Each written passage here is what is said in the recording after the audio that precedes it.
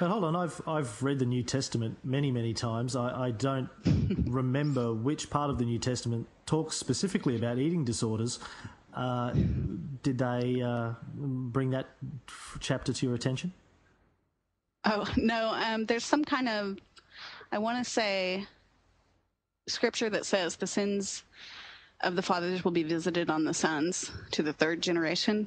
I can't really tell you where that is, but that's the gist of it. So. Right. So with that, they were able to somehow squeeze eating disorders into the sins of the father. What about the sins of the mother? Is it just the blokes? No, just the fathers. Right. Okay, so this was your introduction, and you were told to write down everything that could be wrong with you, and then they prayed with you. What happened next?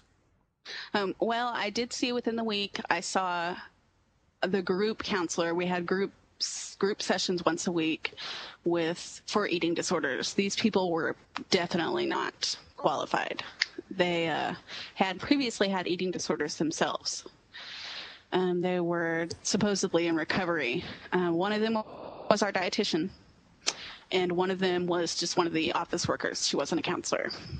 They were nice, but they weren't qualified at all. We went through a 12-step process.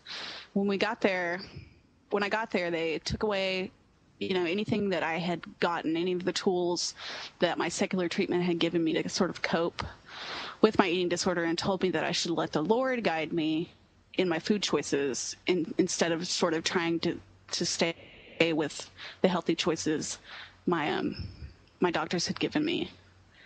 So the first weekend, they had a Super Bowl party with an all-you-can-eat buffet. And there was no supervising people to help me at that point. That was really hard.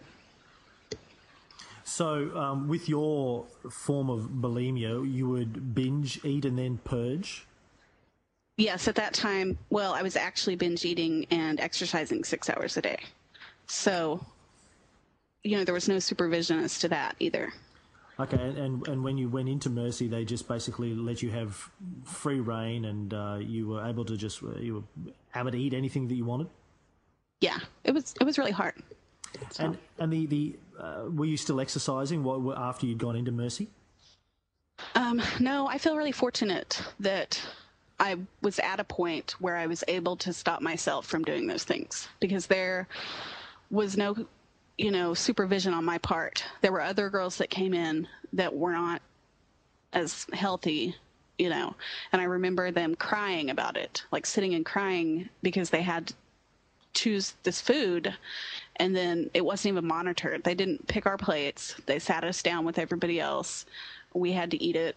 One night we had fried appetizers. That was all we had to choose from, like those jalapeno poppers things. I don't know if you guys had this. No. We're not big on fried poppers. Cheddar-filled jalapenos. Oh, okay. Sounds awful. I know. So before going into Mercy, you'd had bulimia and you'd been through some sort of clinical treatment for it that hadn't worked, obviously. If it had worked, I guess you wouldn't have ended up at Mercy. Well, it did help, thank God, because the program I was in had a spiritual component, and I thought that was going to be what Mercy was like, only it was long-term residential, and it didn't cost anything. So that was the appeal for me, was that I was Christian. There was going to be a spiritual component. My counselor was going to go there. And she was a really good counselor, but she didn't take the job. I think she went there and thought, this isn't right. Right. Okay, so what happened during the 7 months that you were there? How did you progress? Well, let's see. I did pretty well. I think there was always something off about my counselor, I felt. Something off in what kind of way? I just felt uncomfortable about her. If I would tell her, we went through this 12-step program, and I don't know if you're familiar with the 12 steps, but once you write down like your whole life story, then and tell like everything you ever felt that you did that was bad, or if you feel guilty about all your secrets, well, you're supposed to be able to tell it later when you decide to tell it to somebody that you trust. Speak it out loud to them, which this is a 12-step thing. But she told me that I would have to tell her even though I said, I'm not really comfortable telling you. I mean, she repeatedly just said, you will tell me.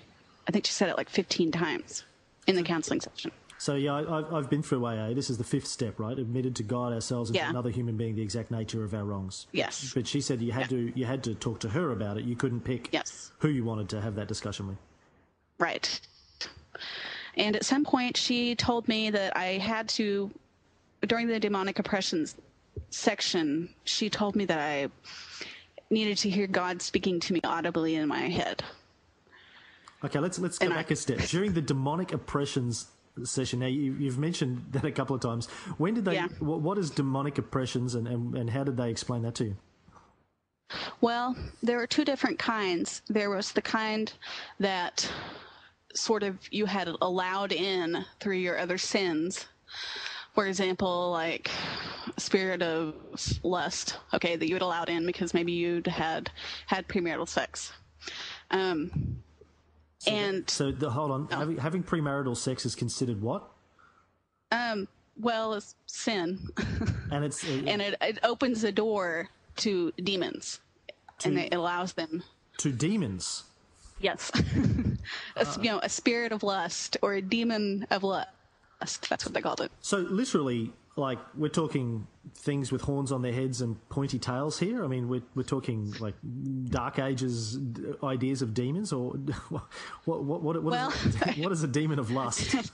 Yeah, I know, it's very weird. I think that it was more of like an invisible sort of thing that entered your body, was the idea, right. Or followed you around and sort of controlled how you saw things and felt.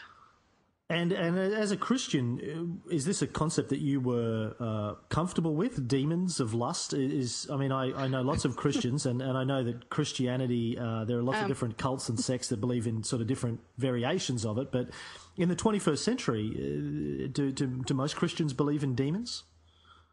I wasn't familiar with it.